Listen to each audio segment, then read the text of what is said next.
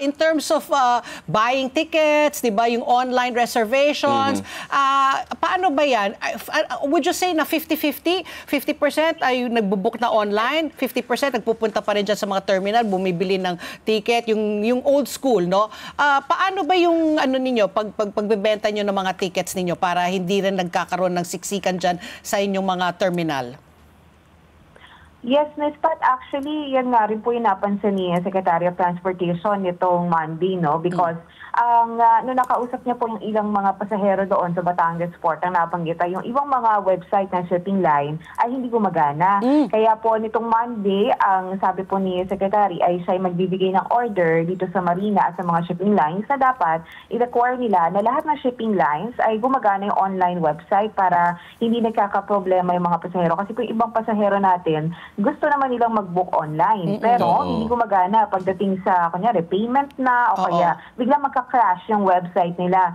And yan din po yung ating tinitingnan ngayon because ang nangyayari po kapag hindi gumagana yung online website ng shipping line, humahaba po yung pila dito sa pantalan natin because kailangan nila pumila dito sa mga ticketing booth. So yan po yung ating nire-request and hopefully po masolusyon na, no, na gumagana na yung mga website nila. But then again, sa ating po experience, mas marami pa rin yung mga kababayan natin na sa passenger terminal mismo bumibili ng ticket, no, at hindi po online.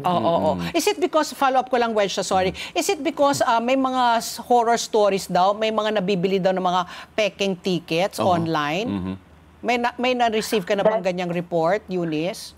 That's true, Miss Pat. Actually, ang nakikita nga po natin, mga horror story talagang mas nakakatakot pa sa Halloween, no? Because ang ginagawa po nila, ginagamit nila yung logo ng PPA para makapanghingi ng, kunyari, may delivery fee, meron ticket charge, and mga babayaran po.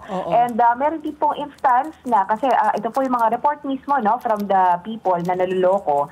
Meron din pong mga gumagamit ng picture mismo ni GMG Santiago. Ini-edit yung kanilang, kunyari, Telegram or Viber kung saan picture ni GMG Santiago yung nakalagay doon ay nanghihingi ng pera. So, yun po, hindi po yun po pwede at ma-remind na rin natin yung mga kababayan natin na hindi po nanghihingi, no, ng pera o anumang transaksyon ang PPA. So, dapat po maging mapagmatsyag sila sa mga ganyang scammer modus.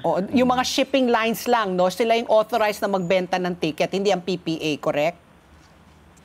Yes, Ms. Pat, dapat po ma-remind din natin yung mga kababayan natin na hindi po nagbebenta ng ticket ang PPA kasi po yung mga scammers natin ganun ang ginagawa. So, nakalagay sa pangalan nila sa Viber PPA tapos may logo ng PPA and nagbebenta sila ng mga ticket at mga kung ano man. And kapag nakapagbigay na ng pera yung mga pasahero na gusto lang na maumuwi, biglang ibablock na sila sa Viber. So, hindi po, hindi po advisable na transaction online.